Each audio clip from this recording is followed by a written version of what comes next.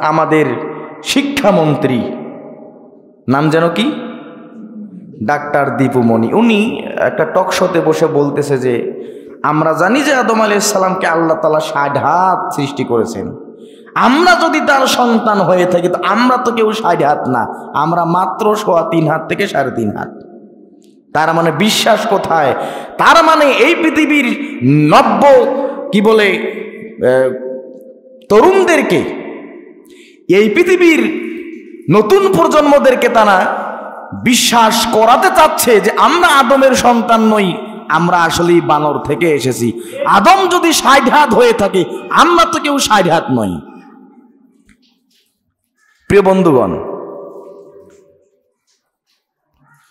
সব কথা তো বলা যায় না, কিছু কথা বুঝে নিতে হয়। জোরে বলেন ঠিক কিনা? মদের বিরুদ্ধে কথা বলেন, আপনি আস্ত থাকতে পারবেন না। পারবেন কি?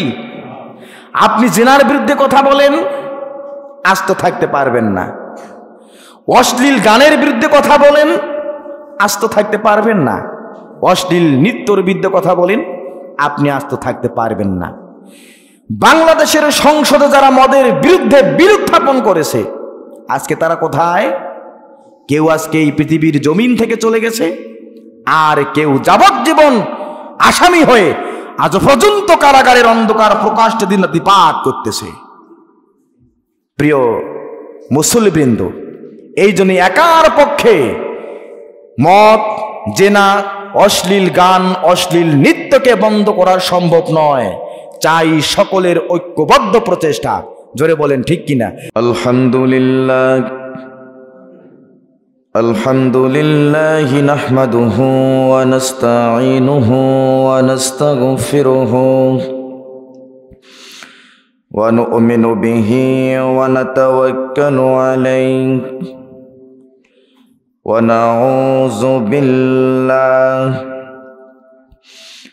নাউযু বিল্লাহি মিন শুরুরি আনফুসিনা ওয়া মিন সাইয়্যাতি আমালিনা। মান ইয়াহদিহিল্লাহু ফালা মুদিল্লা লাহু ওয়া মান ইউদ্লিলহু ফালা হাদিয়া লাহু। নাশহাদু আন লা ইলাহা ইল্লাল্লাহু ওয়াহদাহু লা শারীকা লাহু ওয়া নাশহাদু আন্না সাইয়্যিদানা ওয়া হাবিবানা ওয়া মাওলানা মুহাম্মাদান আবদুহু ওয়া রাসূলুহু الذي أرسله بالحق بشيرا ونذيرا وداعيا إلى الله بإذنه وسراجا منيرا. فقد قال الله تعالى في كلامه المجيد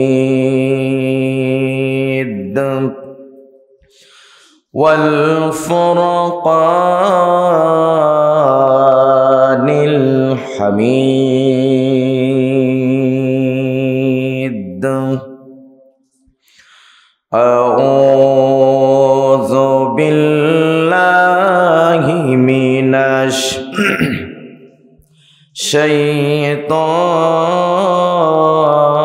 الشيطان الرجيم. بسم الله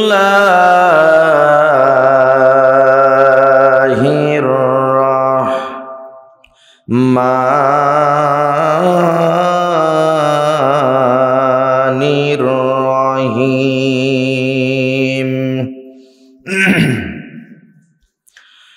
سبحان الذي أسرى بعبده ليلا من المسجد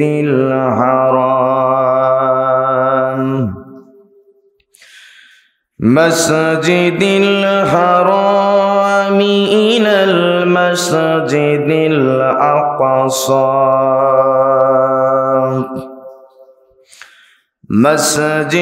الأقصى الذي باركنا حوله لنريه من آياتنا إنه هو السميع البصير. صدق الله العظيم. وقال تعالى في شأن رسول الله صلى الله عليه وسلم إن الله وملائكته يصلون على النبي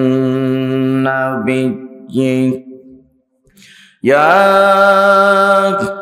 أيها الذين آمنوا صلوا عليه وسلموا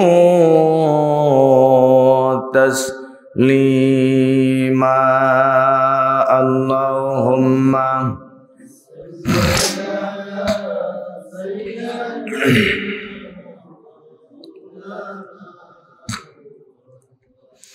وعلى آله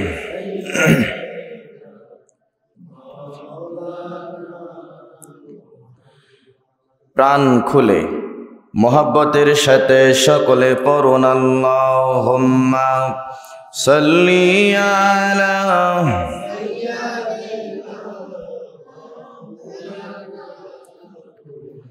ওয়ালা আলিহি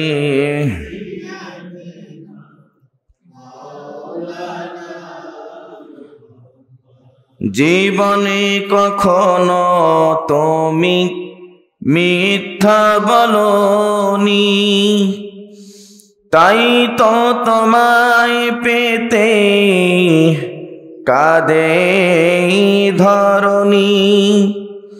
তোমারি মতো নেতা পেলেও গো ফুটতো সুখেরি গোলাপ চামিলিব কুল। আল্লাহুম্মা সাল্লি আলা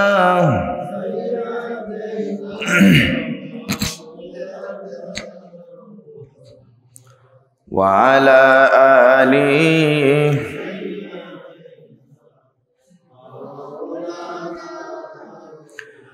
বালাগাল উলা বিকামালিহি কাশাফাদ দুজা বিজামালিহি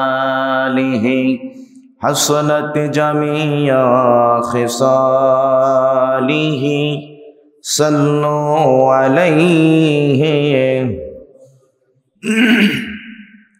উপস্থিত সম্মানিত মুসল্লিবৃন্দ,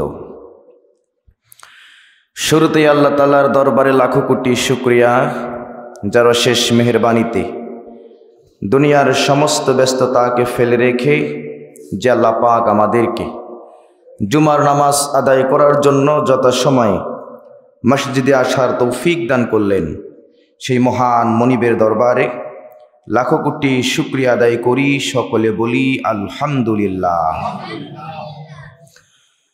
দরুদ ও সালাম পেশ করি আমাদের প্রিয় নেতা মুহাম্মদ রাসূলুল্লাহ, সকলে বলি সাল্লাল্লাহু আলাইহি ওয়াসাল্লাম।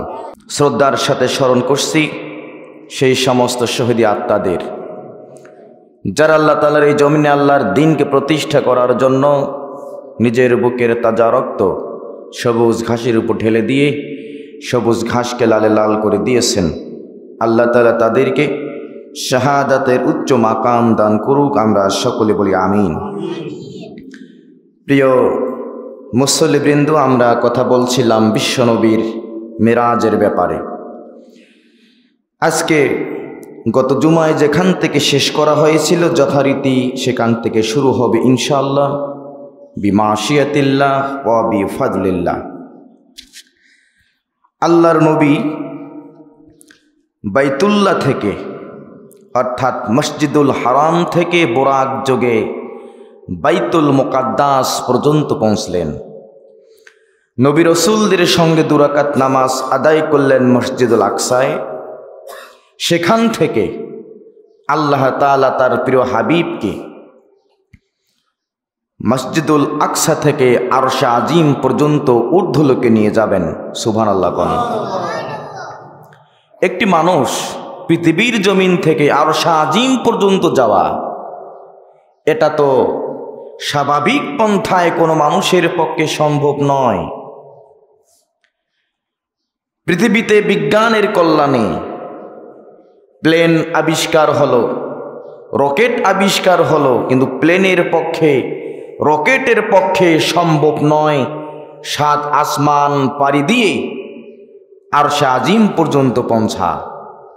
শুধুমাত্র মহান আল্লাহ তাআলার ইচ্ছে এবং কুদরত ব্যতিরেকে পৃথিবীর কোনো বিজ্ঞানের পক্ষে সম্ভব নয় পৃথিবীর জমিন থেকে আরশে আজিম পর্যন্ত পৌঁছানো। জোরে বলেন ঠিক কিনা? আল্লাহ রাব্বুল আলামিন বিশ্বনবী মুহাম্মদ রাসূলুল্লাহ সাল্লাল্লাহু আলাইহি ওয়াসাল্লামকে বাইতুল মুকাদ্দাস থেকে তার বাসা আরশে আজিম পর্যন্ত নিয়ে যাবেন, এটা আল্লাহ তাআলার ইচ্ছে। সুবহানাল্লাহ। কোন আল্লাহ রাব্বুল আলামিন আরশে আজিম থেকে বিশ্বনবীর সম্মানে, বিশ্বনবীর ইজ্জতের খাতিরে, বিশ্বনবীর মর্যাদার খাতিরে আরশে আজিম থেকে বাইতুল মুকাদ্দাসের চত্বরে আল্লাহ তাআলা একখানা সিঁড়ি, একখানা লিফট পাঠিয়ে দিলেন। সুবহানাল্লাহ বলেন। আধুনিক বিজ্ঞান আজকে লিফট আবিষ্কার করলাম। আধুনিক বিজ্ঞানের কল্যাণে এই পৃথিবীর মানুষগুলো, পৃথিবীর বিজ্ঞানীগুলো লিফট আবিষ্কার করে অনেক উঁচু উঁচু ভবন পর্যন্ত তারা লিফটের সাহায্যে উঠানামা করে। সুবহানাল্লাহ বলেন। বিজ্ঞানীরা এই থিওরি পেল কোথায়? বিজ্ঞানীরা এই থিওরি পেল কোথায়? এই পৃথিবীর বিজ্ঞানীরা আল কোরআনুল কারিমের এই আয়াতটুকুন গবেষণা করে করে লিফট পর্যন্ত আবিষ্কার করতে পারলো বটে। মুসলমানেরা এই আয়াতগুলোকে শুধুমাত্র কোরআনুল কারিমের কালি মনে করে তেলাওয়াত করে আর চোখের পানি ফেলায় বটে, কিন্তু কোরআনুল কারিম গবেষণা করার জন্য তারা কোনো অভিপ্রায় ব্যক্ত করে না। জোরে বলেন ঠিক কিনা? সম্মানিত মুসল্লিনে কোরআন, খেয়াল করুন, আল্লাহ রাব্বুল আলামিন আরশে আজিম থেকে লিফট পাঠিয়ে দিলেন। আপনার নবী, আমার নবী, নবী কোলের শিরোমণি, আখিরি জামানার পয়গম্বর বিশ্বনবী মুহাম্মদ রাসূলুল্লাহ জিবরাইল আলাইহিস সালামের সহযোগিতা নিয়ে লিফটের মধ্যে যখন আরোহণ করলেন, আল্লাহ তাআলার ইশারায়, আল্লাহ তাআলার অর্ডারে সেই লিফটটা পৃথিবীর জমিন থেকে ঊর্ধ্বলোকে আসমানে উঠতে শুরু করলো। জোরে জোরে বলেন না সুবহানাল্লাহ। সম্মানিত মুসল্লিবৃন্দ, একটু খেয়াল করুন, আল্লাহর নবী লিফটে চড়ে যখন আসমানের দিকে ওঠা শুরু করলেন, আসমান একটা নয়, 2টা নয়, 3টা নয়, আসমান হলো 7টা। সুবহানাল্লাহ বলেন। আল্লাহর নবী বলেন, আমি আসমানের দিকে যতই উঠতেছিলাম ততই যেন আসমানটা সুন্দর লাগে, যত আমি উপরে উঠি তত আসমানটা দেখতে সুন্দর লাগে। সুবহানাল্লাহ কোন।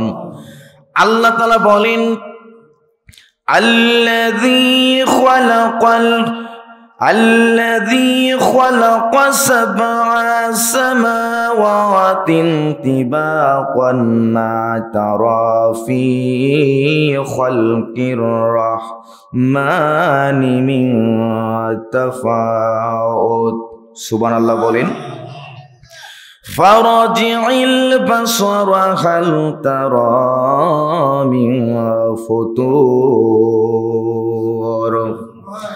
আল্লাহ রাব্বুল আমিন বলেন আমি স্তরে স্তরে 7টি আসমান আমি আল্লাহ তাআলা নির্মাণ করলাম মাতারা ফি খালকির রহমান মিন তাফাউত ও পৃথিবীবাসীরা মহান আল্লাহ তাআলা স্তরে স্তরে 7টি আসমান নির্মাণ করলেন বটে কিন্তু আল্লাহ তাআলার সৃষ্টি রাজির মধ্যে কোনো অসঙ্গতি নাই কন্যা সুবহানাল্লাহ ফারজিল বাসার তোমরা মহান সৃষ্টির দিকে মহান স্রষ্টার মহান সৃষ্টির দিকে তোমরা তোমাদের চোখ দুটা ফিরাও তোমরা কোনো অসঙ্গতি খুঁজে পাবে না আল্লাহ বলেন ফারজিল বাসার তোমাদের দৃষ্টি নিক্ষেপ করো মহান স্রষ্টার সৃষ্টির প্রতি কোনো অসঙ্গতি খুঁজে পাবে না আল্লাহ বলেন সুম্মা রাজি'il বাসারা কাররাতাইনি ইয়ানকালিব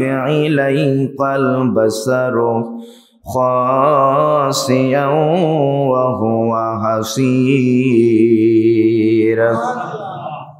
আল্লাহ রাব্বুল আমিন বলেন একবার নয় দুইবার নয় তিনবার নয় চারবার নয় তোমরা তোমাদের দৃষ্টি বারবার ফিরাও তোমাদের দৃষ্টি দিয়ে তোমরা একবার দুইবার নয় বারবার তোমরা মহান স্রষ্টার সৃষ্টির দিকে একটু তাকিয়ে দেখো তোমাদের সৃষ্টি তোমাদের দৃষ্টি শক্তি ব্যর্থ হয়ে ফিরে আসতে পারে বটে কিন্তু মহান রবের সৃষ্টির কোনো অসঙ্গতি খুঁজে পাবে না জোরে জোরে বলেন না সুবহানাল্লাহ আল্লাহ তাআলা যা কিছু সৃষ্টি করেছেন এই স্রষ্টার সৃষ্টিতে এখন পর্যন্ত পৃথিবীর কোনো মানুষ কোনো অসঙ্গতি খুঁজে বের করতে জোরে কোন পারে নাই কিয়ামত হয়ে যাবে মহান স্রষ্টার সৃষ্টির কোনো অসঙ্গতি কেউ খুঁজে পাবে না সুবহানাল্লাহ কোন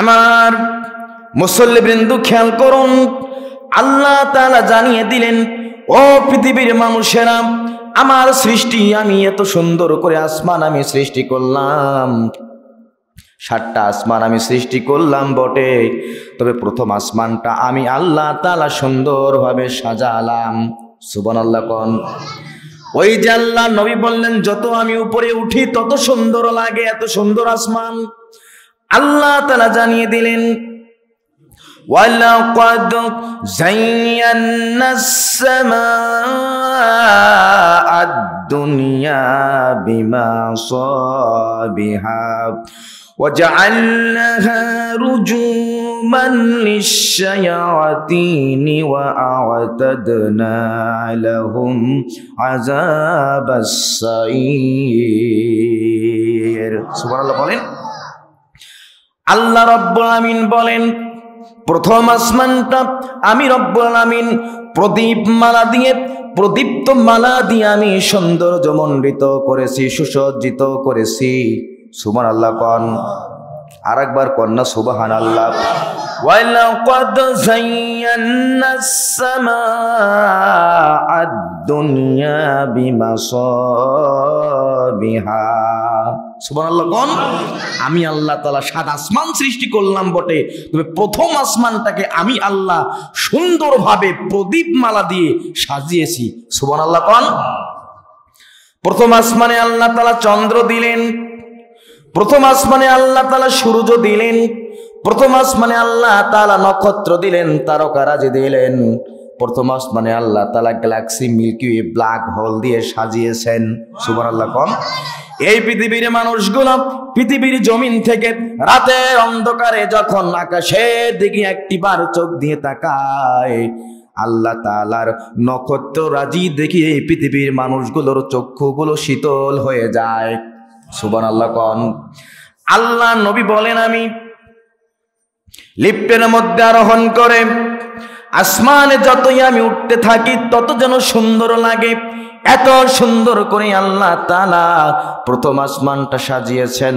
যতই আমি উঠলাম আমার চক্ষু দুটি যেন আসমানের সৌন্দর্য দেখে যেন শীতল হয়ে গেল, নয়ন দুটি যেন আমার জড়িয়ে গেল। জোরে বলেন না সুবহানাল্লাহ।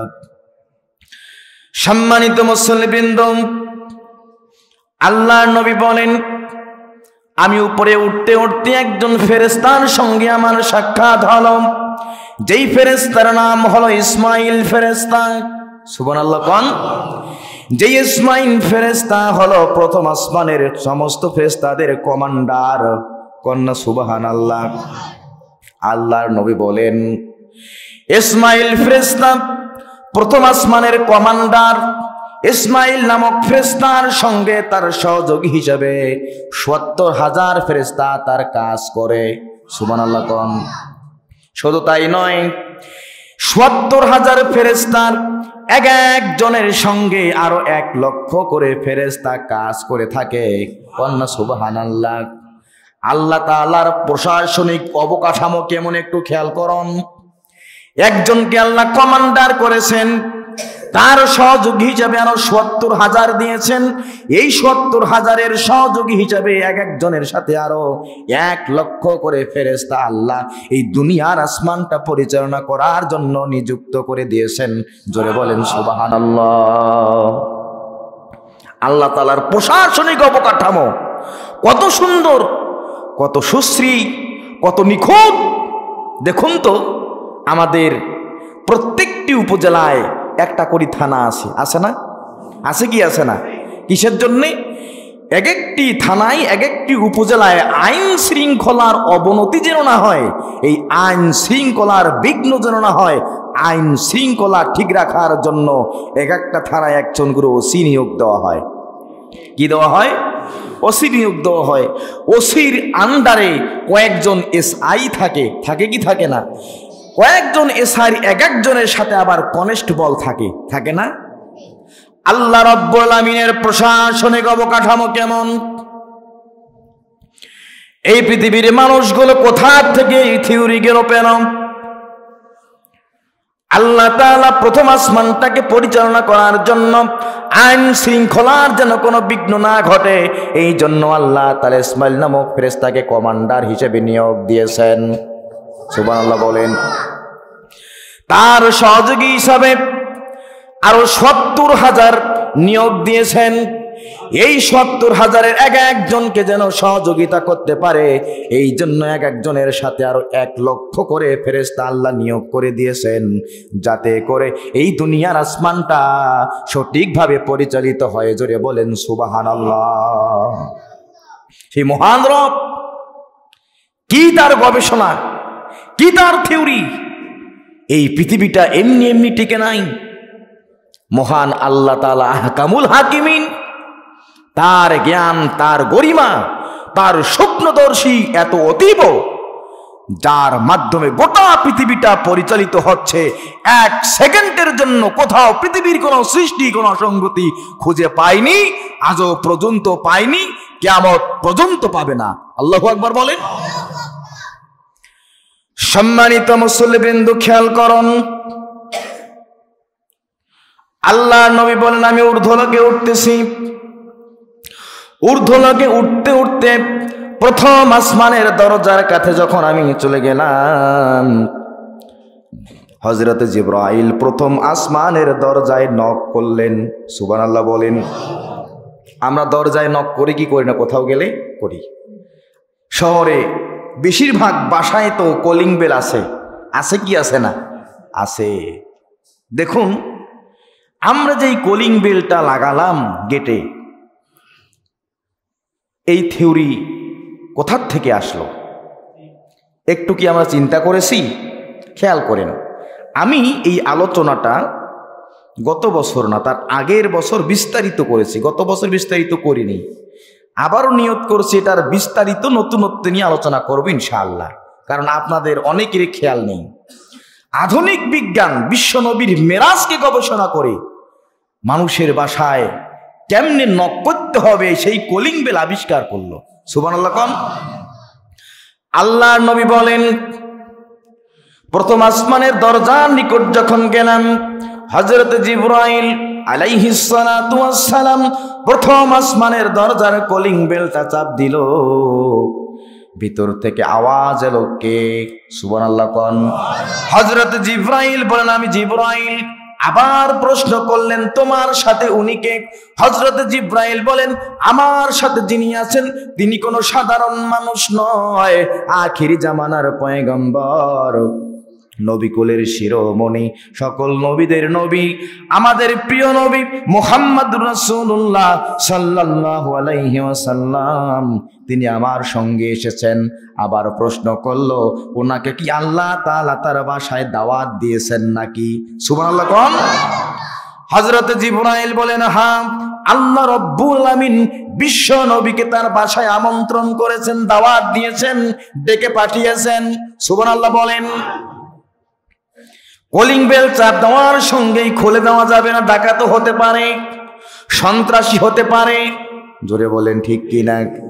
আপনার বাসায় রাতের অন্ধকারে কেউ যদি কলিং বেল চাপ দেয় আর আপনি যদি তার পরিচয় না নিয়ে দরজাটা খুলে দেন, হতে পারে আপনার জীবনের সমস্ত সঞ্চিত সম্পদ এক রাতের এক নিমিষেই শেষ হয়ে যাবে। জোরে বলেন ঠিক কিনা?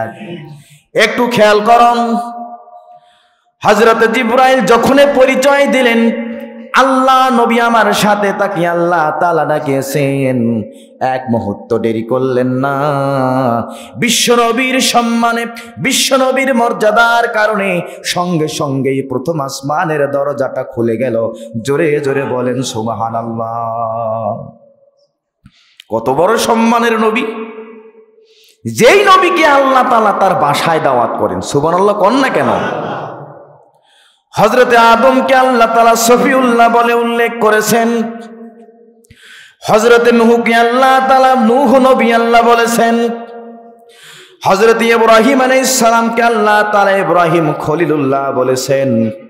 হযরতে মূসা আলাইহিস সালামকে আল্লাহ তাআলা মূসা কালিমুল্লাহ বলেছেন। হযরতে ঈসা আলাইহিস সালামকে আল্লাহ তাআলা ঈসা রূহুল্লাহ বলেছেন। সুবহানাল্লাহ বলেন। প্রত্যেকটা নবীর উপাধি, প্রত্যেকটা নবীকে আল্লাহ তাআলা লকব দিয়েছেন। সফিউল্লাহ মানে আল্লাহর জন্য পাগল। আদম সফিউল্লাহ, হযরতে আদম আলাইহিস সালাম আল্লাহর জন্য পাগল। নূহ নবী আল্লাহ, হযরতে নূহ আল্লাহর জন্য পাগল। ইব্রাহিম খলিলুল্লাহ, ইব্রাহিম আল্লাহর জন্য পাগল। মূসা কালিমুল্লাহ, মূসা আলাইহিস সালাম আল্লাহর জন্য পাগল। ঈসা রূহুল্লাহ, হযরত ঈসা আলাইহিস সালাম আল্লাহর জন্য পাগল। কিন্তু আমার নবী, আপনার নবীকে আল্লাহ তাআলা হাবিবুল্লাহ বলেছেন। হাবিবুল্লাহ মানে হলো আল্লাহ তাআলা নিজেই যার জন্য পাগল। সুবহানাল্লাহ বলে। কোন নবীর উম্মত আমরা মুসলমান? একটু খেয়াল করুন। দরজা খুলে গেল নবীর সম্মানে, নবীর মর্যাদার কারণে। দরজা খোলার সঙ্গে সঙ্গেই আপনার নবী, আমার নবী প্রথম আসমানে প্রবেশ করলেন। জোরে জোরে কন্যা সুবহানাল্লাহ। আল্লাহর নবী প্রথম আসমানে প্রবেশ করে 10টি জিনিস দেখিয়েছেন। কয়টা? কয়টা? 10টা জিনিস দেখলেন। একটা একটা করে আমরা আলোচনা করব ইনশাআল্লাহ। খেয়াল করুন, আল্লাহর নবী প্রথম আসমানে ঢুকে সর্বপ্রথম একজনের সঙ্গে সাক্ষাৎ হলো, মহামানব। আল্লাহ নবী জিজ্ঞাসা করলেন, জিবরাইল ইনি কে? এনার পরিচয় কি? সালাম বিনিময় হলো। জিবরাইলকে জিজ্ঞাসা করা হলো, ইনি কে?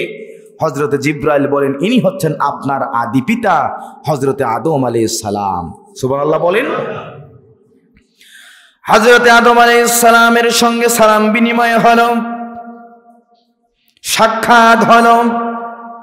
দেখতে পেলেন আদম আলাইহিস সালামের সামনে এই পৃথিবীর সমস্ত রূহগুলোকে, আত্মাগুলোকে পেশ করা হয়েছে। সুবহানাল্লাহ কোন? সমস্ত রূহগুলোকে, আত্মাগুলোকে পেশ করা হয়েছে। হযরতে আদম আলাইহিস সালাম কিছু আত্মাকে দেখে বললেন, এগুলো হলো পবিত্র আত্মা, এগুলো ইল্লিনে নিয়ে যাও। সুবহানাল্লাহ কোন? আর কিছু আত্মাকে দেখে বললেন, এগুলো হচ্ছে অপবিত্র আত্মা, এদেরকে সিজ্জিনে নিয়ে যাও। আল্লাহর নবী বলেন, আদম আলাইহিস সালামকে আমি ওই দিন সেই আকৃতিতে দেখেছি যেই আকৃতি আল্লাহ তাআলা আদম আলাইহিস সালামকে প্রথম দিন সৃষ্টি করেছেন। যেই আকৃতিতে আমি রাসূল আদম আলাইহিস সালামকে আমি সেই আকৃতিতে দেখেছি। জোরে কন্যা সুবহানাল্লাহ। আদম আলাইহিস সালাম কোন আকৃতির ছিল? তার লম্বা ছিল 60 হাত। কয় হাত? 60 হাত লম্বা। কেউ বলেছেন 60 গজ। একটা মানুষ যদি 60 হাত লম্বা হয় আর তাহলে তার প্রস্থটা কত বড়? কমপক্ষে তো 25 থেকে 30 হওয়ার কথা, কমপক্ষে 20 তো হবে। সুবহানাল্লাহ কইবেন না? আমাদের শিক্ষামন্ত্রী নাম যেন কি, ডাক্তার দীপুমণি, উনি একটা টক শোতে বসে বলতেছে যে আমরা জানি যে আদম আলাইহিস সালামকে আল্লাহ তাআলা 60 হাত সৃষ্টি করেছেন। আমরা যদি তার সন্তান হয়ে থাকি তো আমরা তো কেউ 60 হাত না, আমরা মাত্র 3.5 হাত থেকে 3.5 হাত। তার মানে বিশ্বাস কোথায়? তার মানে এই পৃথিবীর নব্য কি বলে তরুণদেরকে, এই পৃথিবীর নতুন প্রজন্মদেরকে তারা বিশ্বাস করাতে চাচ্ছে যে আমরা আদমের সন্তান নই, আমরা আসলেই বানর থেকে এসেছি। আদম যদি 60 হাত হয়ে থাকে আমরা তো কেউ 60 হাত নই। প্রিয় বন্ধুগণ, সব কথা তো বলা যায় না, কিছু কথা বুঝে নিতে হয়। জোরে বলেন ঠিক কিনা? সব কথা বলে না হৃদয়, কিছু কথা বুঝে নিতে হয়। একটু বুঝে নেওয়ার চেষ্টা করেন। আল্লাহর নবী বলেন আদম আলাইহিস সালামকে আমি সেই আকৃতিতে দেখলাম যেই আকৃতিতে আল্লাহ তাআলা প্রথম দিন তাকে সৃষ্টি করেছেন। কোন সুবহানাল্লাহ। এই ইতিহাস আমি আপনাদেরকে আগে বলেছি, আজকে বলবো না। আল্লাহ নবী বলেন আদম আলাইহিস সালামের সাথে সাক্ষাৎ করার পরে সামনের দিকে আমি অগ্রসর হলাম। দেখতে পেলাম 2টি কড়াইতে ভাজা মাংস, একটা কড়াইতে সুস্বাদু ভাজা মাংস, ভুনা মাংস, আর একটা কড়াইতে রয়েছে পচা দুর্গন্ধযুক্ত মাংস। কিছু মানুষকে দেখলাম ভাজা মাংস সুস্বাদু মাংসটা না খেয়ে তারা পচা দুর্গন্ধ মাংসটা ভক্ষণ করতেছে। রাসূল বলেন জিবরাইল, এটার রহস্য কি? জিবরাইল বলে রাসূলুল্লাহি ইয়া হাবিবাল্লাহ, এই সমস্ত মানুষেরা দুনিয়ার জিন্দেগিতে হালালের পিছনে ছুটে নাই, হালাল জিনিস তারা খায় নাই, হালাল জিনিস উপার্জন করে নাই। এই জন্য আজকে তারা হালালটাকে বাদ দিয়ে, সুস্বাদুটাকে বাদ দিয়ে তারা আজকে দুর্গন্ধযুক্ত মাংসটা খাচ্ছে। দুনিয়ার জীবনেরা হারামের পিছনে ছুটেছে, শুধু ছুটেছে। এই জন্য তাদের আজকে এই পরিণতি হয়েছে। জোরে জোরে বলেন নাউজুবিল্লাহ। আল্লাহ নবী বলেন আমি কিছু দূর অগ্রসর হলাম, দেখতে পেলাম কতগুলো মানুষ, যে মানুষের ঠোঁটগুলো উটের ঠোঁটের মতো। উটের ঠোঁট পাতলা না মোটা? অল্প না বেশি? একদম বেশি মোটা। জিবরাইল বলেন, রাসূল জিজ্ঞাসা করলেন এই মানুষগুলোর ঠোঁট এত মোটা মোটা কেন? হযরত জিবরাইল বলেন ইয়া রাসূলুল্লাহ, এই সমস্ত মানুষেরা দুনিয়ার জীবনে, দুনিয়ার জিন্দেগিতে ইয়েতিমের সম্পদ তারা আত্মসাৎ করত। নাউজুবিল্লাহ কোন? বর্তমান পৃথিবীতে ইয়েতিমের সম্পদ আত্মসাৎ করার মতো কোনো আল্লাহর ওলি তো নাই। আছে? ইয়েতিমের সম্পদ রক্ষণাবেক্ষণ করবে কি, কোন কায়দায়, কেমনে সেই সম্পদ লুটপাট করে আত্মসাৎ করা যায়, দিন রাত 24 ঘন্টা এই চিন্তার ফিকিরে থাকে। জোরে বলেন ঠিক কিনা? প্রিয় মুসল্লিবৃন্দ, ইয়েতিম, দুনিয়া থেকে যাদের পিতা বিদায় হয়ে গেছে, মা যাদের বিদায় হয়ে গেছে ছোট্ট অবস্থায়, তাদের করুণ পরিণতি তারাই জানে, তারাই বোঝে যাদের পিতামাতা আজকে দুনিয়ায় নাই। জোরে বলেন ঠিক কিনা? আল্লাহ তাআলা আমাদের সকলকে পিতামাতার স্নেহে ধন্য করুক। আমরা সকলে বলি আমিন। নিজের চোখে দেখেছি, নিজের চোখে দেখেছি ছোট্ট একটা বাচ্চা, কোনো কারণে তার বাবা নাই, কোনো কারণে তার বাবা নাই। মায়ের বিয়ে হয়েছে, ডিভোর্স হয়েছে, ছোট্ট একটা বাচ্চা। ঈদের দিনে সকলে যখন পিতামাতার স্নেহে ধন্য হয়ে পিতার হাত ধরে ঈদগাহ যায়, ওই ছেলেটা শুধু নির্বাক অবস্থায় চেয়ে থাকে, নিজের চোখে দেখা। তার মন চেয়েছিল, বাবা যদি আমার থাকতো তাহলে আমিও আজকে বাবার হাত ধরে ঈদগাহে যেতাম। জোরে বলেন ঠিক কিনা? আর ওই ছেলেটার 2 বিঘা 3 বিঘা মাটিটার জন্য হায় রে চাচাদের কি বিধি ব্যস্ত। জোরে বলেন ঠিক কিনা? আল্লাহ রাব্বুল আলামিন বলেন, وَآتُوا الْيَتَامَى أَمْوَالَهُمْ وَلَا تَتَبَدَّلُوا الْخَبِيثَ بِالطَّيِّبِ وَلَا تَأْكُلُوا أَمْوَالَهُمْ إِلَى أَمْوَالِكُمْ إِنَّهُ كَانَ حُوبًا كَبِيرًا। আল্লাহ রাব্বুল আলামিন বলেন, তোমরা ইয়াতীমদের সম্পত্তি তাদেরকে ফিরিয়ে দাও। ইয়াতীমদের ভালো সম্পদের সাথে তোমরা তোমাদের খারাপ সম্পদের মিশ্রণ করিও না। ইয়াতীমদের ভালো সম্পদের সাথে তোমরা তোমাদের খারাপ সম্পদের বদল তোমরা করিও না। ইয়াতীমদের সম্পদ যারা গ্রাস করে, হুবান কাবীরা, ইয়াতীমদের সম্পদ আত্মসাৎ করা হলো একটা বড় পাপ, মহা অন্যায়। আল্লাহু আকবার বলেন। ইয়াতীমদের সম্পদ আজকে গ্রাস করার জন্য আজকে চাচারা কিন্তু বিধিব্যস্ত না? কেমনি ইয়াতীমদের সম্পত্তি গ্রাস করা যাবে, কোন কায়দায় করা যাবে? এমন কি এই বাংলাদেশে এমনও নজির আছে, দেখবেন বড় বড় রেল স্টেশনে অসংখ্য পথ শিশু, তাদের পিতা নাই, চাচারা ট্রেনে চড়াই দিয়েছে, বাংলাদেশের এক প্রান্তর থেকে আর এক প্রান্তরে তারা চলে গিয়েছে। আজকে তারা রেল স্টেশনে পথ শিশু, পিতৃ পরিচয়হীন হিসাবে থাকে। জোরে বলেন ঠিক কিনা?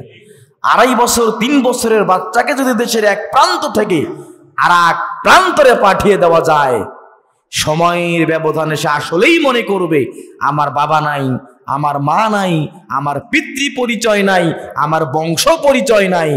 অসংখ্য মানুষ ওই সমস্ত সন্তানদেরকে দেখে ঘৃণা করে। জোরে বলেন ঠিক কিনা? কিন্তু তাদের রহস্যটা কি? এই রহস্য উদ্ঘাটন করার মতো আল্লাহর ওলি এই পৃথিবীতে খুঁজে পাওয়া যায় না। জোরে বলেন ঠিক কিনা? সম্মানিত মুসল্লিবৃন্দ, খেয়াল করুন, আল্লাহ নবী বলেন, আমি সামনের দিকে অগ্রসর হতেছিলাম, দেখতে পেলাম কতগুলো মহিলা, কতগুলো মেয়ে, কতগুলো নারী বুকের উপরে ভর দিয়ে তারা দাঁড়িয়ে আছে। আল্লাহু আকবার কোন? একটি মেয়ে মানুষ যদি বুকের উপরে ভর দিয়ে দাঁড়িয়ে থাকে, দেখতে কি স্বাভাবিক দেখা যাবে নাকি অস্বাভাবিক? অস্বাভাবিক। আল্লাহ নবী জিজ্ঞাসা করলেন, জিবরাইল, এর রহস্যটা কি? জিবরাইল বলে, ইয়া রাসূলুল্লাহ, ইয়া হাবিবাল্লাহ, এই সমস্ত নারীরা দুনিয়ার জিন্দেগিতে তারা জেনা ব্যভিচারে লিপ্ত ছিল। নাউজুবিল্লাহ বলেন। জেনা ব্যভিচারে লিপ্ত থাকার কারণে তাদেরকে আজকে এই শাস্তি দেওয়া হচ্ছে। আল্লাহ তাআলা বলেন, ওয়ালা তাকরাবুজ জিনা ইন্নাহু কানা ফাহিশাতান ওয়া সাআ সাবিলা। আল্লাহ বলেন, ওয়ালা তাকরাবুজ জিনা, তোমরা জিনার নিকটবর্তী হইও না, বেবিচারের ধারের কাছেও যাইও না। ইন্নাহু কানা ফাহিশাতান ওয়া সাআ সাবিলা, কারণ হলো এই জিনা, এই বেবিচার হলো অত্যন্ত খারাপ কাজ, অত্যন্ত জঘন্য এবং নিকৃষ্ট কাজ। নাউজুবিল্লাহ বলেন। আজকে বাংলাদেশ সহ গোটা পৃথিবীতে জেনা আর বেবিচারের সয়লাভ। জোরে বলেন ঠিক কিনা? আমার কথা কি বুঝতেছেন আপনারা? জেনা বেবিচারের সয়লাভ। কোথায় যাবেন? রাস্তাঘাটে, বাজারে, শহরে, বন্দরে, স্কুল, কলেজ, ভার্সিটিতে এমন কোনো জায়গা নেই যে যেখানে জেনা বেবিচার হচ্ছে না। আল্লাহর গজব কেন আসে? কিছুদিন আগে তুরস্কে ভূমিকম্প হলো, গত সোমবার ভয়াবহ ভূমিকম্প তুরস্ক এবং সিরিয়ায়। আল্লাহর নবী বলেন, পৃথিবীতে যদি 4টি কাজের প্রচলন বেশি হয়, কয়টা কাজ? ওই বাচ্চাগুলোকে একটু সাইডে দেন, একসঙ্গে তারা যেন না থাকে, ফাঁকে ফাঁকে দিয়ে দেন। ওরা আসে একটা গ্রুপ হয়েছে, বুঝছেন? হ্যাঁ, ফাঁকে ফাঁকে দিয়ে দেন, ওদেরকে আবার বকা দিয়েন না, আস্তে করে ফাঁকে ফাঁকে দিয়ে দেন, ওরা কথা বলতেছে, একটু খেয়াল করুন। বিশ্বনবী বলেন, পৃথিবীতে 4টি কাজের প্রচলন হলে ভূমিকম্প হয়। আপনারা আমার কথা শুনতেছেন? আমার দিকে তাকান। পৃথিবীতে 4টি কাজের প্রচলন যদি বেশি হয় তাহলে কি হয়? ভূমিকম্প হয়। 1 নাম্বার, মদের প্রচলন। আমাদের বাংলাদেশে তো মদ খুব একটা নাই, শুধু আছে এমন কোন গ্রাম বাকি নাই যেখানে মদারু পাওয়া যায় না। জোরে বলেন ঠিক কিনা? এমন কোন শহর, এমন কোন বাজার, এমন কোন জায়গা নাই যেখানে মদ ফেন্সিডিল পাওয়া যায় না। আছে না নাই? আছে। আমি যখন ইন্টারে পড়ি, শেষের পথে আর কি, তো আসরের নামাজ আদায় করে আমি রাস্তা দিয়ে হাঁটতেছি, হঠাৎ করে দেখি আমাদের জমিতে একজন নেমে কি জানি খুঁজতেছে। আমার তো সন্দেহ হলো, ব্যাপার কি, আমাদের জমিতে খোঁজে কি? আমাকে দেখে সেখান থেকে আবার বের হয়ে আর একদিকে যে আর এক জমিতে খুঁজতেছে। আমার আরো সন্দেহ হলো। হঠাৎ দেখলাম 2 জন মোটর সাইকেল আরোহী তার পিছনে পিছনে যাচ্ছে, যেগুলো দেখতে ওই ক্যাটাগরির, বোঝেন তো? আমার তো সন্দেহ, আমার বাবা তখন চেয়ারম্যান। চিন্তা করলাম যে না, এখানে কিছু একটা রহস্য আছে। পিছিয়ে হাঁটতে হাঁটতে চলে গেলাম, দেখলাম কলা বাগান থেকে ফেন্সিডিল বের করলো। কি বের করলো? ফেন্সিডিল। একজন ফেন্সিডিল ব্যবসায়ী আর 2 জন ফেন্সিডিল খোর মোটর সাইকেলে। আমি একাই 3 জনকে আটক করে দিয়ে দিলাম বিকেলবেলা আসরের পরে। তো যাই হোক, যারা দূর থেকে আসছে ওরা কোনোভাবেই কাকুতি মিনতি করে চলে গেল যে ব্যবসা করে একে আটকে দিলাম, কারণ এর জন্যই তো ওরা আসছে। এ যদি বিক্রি না করতো ওরা এখানে আসতো না। এখন দেখুন, বাসায় নিয়ে গেলাম, ইচ্ছে মতো কষে বাঁধা হলো। চালান যখন করে দেওয়া হলো, ইউনো অফিসে ভ্রাম্যমাণ আদালত বসলো। ভ্রাম্যমাণ আদালত তাকে 500 টাকা জরিমানা করলো। কত টাকা জরিমানা? খুব বেশি। একটা ফেন্সিডিলের বোতল এখন সম্ভবত 1000 থেকে 1200 নাকি, আমি তো এগুলো জানি না, ওই সময়ের আন্দাজে বলতেছে 1000 থেকে 1200 টাকার বেশি হবে না। তো সে হয়তো বা পাইকারি রেটে 5 থেকে 600 বা 700 এই রেটে কিনে নিয়েছে। তাকে যদি 500 টাকা জরিমানা করে, এটা তো তার জন্য অনেক বড় মহাশাস্তি। এরকম কি? এরকম নয়। আজকে মদের প্রচলন এ বাংলাদেশে বন্ধ হতো যদি সঠিক বিচারটা করা যেত। জোরে বলেন ঠিক কিনা? গোটা বাংলাদেশের সমস্ত কারাগারে আপনারা খোঁজ খবর নেবেন, সমস্ত কারাগার জরিপ করে যা দেখা যাবে, কারাগারের 1/3 অর্থাৎ 4 ভাগের 3 ভাগই হচ্ছে মদের আসামি। কিসের আসামি? নেশা, মদ, ফেন্সিডিল, জুয়া, হাউজি, লটারি, ইয়াবা, বাবা, হিরোইন। 4 ভাগের 3 ভাগ। বাকিগুলো নারী নির্যাতন অথবা আর অন্য অন্য। সারা বাংলাদেশের প্রত্যেকটি কারাগারে জরিপ করে দেখবেন। প্রিয় মুসল্লিবৃন্দ, 4টি কাজের প্রচলনের মধ্যে 1 নম্বর কি? মদ। মদের প্রচলন বেশি হয়েছে না আমাদের দেশে, গোটা পৃথিবীতে। 2 নম্বর হচ্ছে জেনা। আল্লাহর ওয়াস্তে একটু সাহস করে বলুন তো, জেনা আমাদের দেশে কম না বেশি? জোরে কোন? বেশি। 3 নম্বর হচ্ছে অশ্লীল গান। আছে তো অশ্লীল গান। 4 নম্বর হচ্ছে অশ্লীল ডান্স। হায়রে যাত্রাপালার ছায়াবাজি আসিতেছে সুদূর সিরাজগঞ্জ থেকে আগত নুপুর উপায়ে সারা রাত ধরে চলবে ঝুমুর ঝুমুর নাচ আর মন মাতানো গান। আছে না নাই? আছে। এই 4টি কাজের প্রচলন বেশি হওয়ার কারণে আল্লাহ তাআলা ভূমিকম্প দেন। কি দেন? তুরস্ক আজকে যতটুকু খবর পাওয়া যাচ্ছে প্রায় 25 থেকে 30 হাজার ভবন মাটিতে দাবিয়ে যাচ্ছে। 25 থেকে 30 হাজার। গতকালকে যে ইউটিউবে রেজাল্ট পাওয়া গেছে, এ যাবত গতকালকে রিপোর্ট অনুযায়ী 4 থেকে 5 হাজার লাশ পাওয়া গেছে, অসংখ্য আহত। কেন? এই গজব কোথার থেকে আসলো? আজকে যদি পৃথিবী থেকে মদকে আমরা বিতাড়িত করতে পারতাম, জেনা বন্ধ করতে পারতাম, অশ্লীল গান যদি বন্ধ করতে পারতাম, অশ্লীল নৃত্য যদি বন্ধ করতে পারতাম, তাহলে এই আযাব থেকে, গজব থেকে এই পৃথিবীর মানব মণ্ডলী পরিত্রাণ পেত। জোরে বলেন ঠিক কিনা?